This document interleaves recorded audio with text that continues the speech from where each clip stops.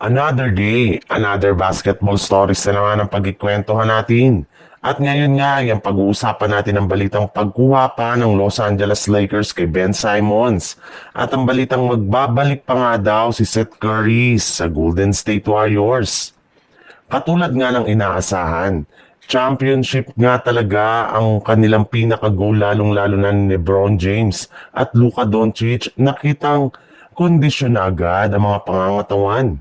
Mismong si Luka Doncic na rin naman nga nagsabi na naniniwala nga siya na kakayanin na daw ng kanilang team na makakuha ng kampyonato ngayong taon. Sinabi rin naman ni LeBron James na sisiguraduhin rin naman nga daw niya na mas maganda na ang ipapakita nilang performance ngayong season kumpara ng mga nagdaang taon.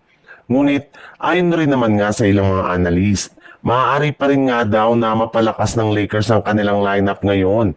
At magagawa nga nila yan kung kukunin nila si Ben Simmons na isa pa rin namang unrestricted free agent ngayon since wala pa ngang team ang kumukuha sa kanyang serbisyo.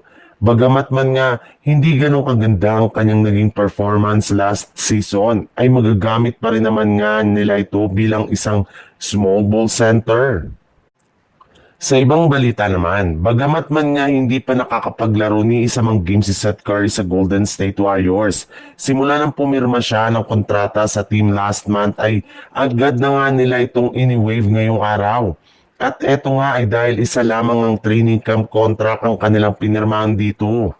Para nga sa inyong kaalaman, hindi na nga sapat ang kanilang cap space ngayon para ilagay pa si Seth Curry sa kanilang official lineup. At kapag ginawa nga nila yan ngayon, ay magkakaroon nga sila ng luxury tax na siyang pinapataw ng NBA kapag lumagpas na sila sa cap space na inilaan lamang ng liga sa bawat kupunan.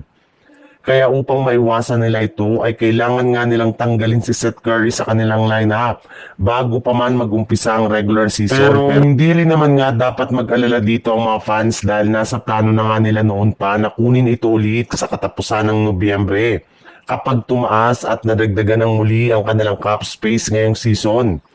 Pinangako na rin naman nga ng front office ng Golden State Warriors kay Stephen Curry na magsasama silang dalawa ng kanyang kapatid na si Seth Curry sa Warriors sa lalong madaling panahon.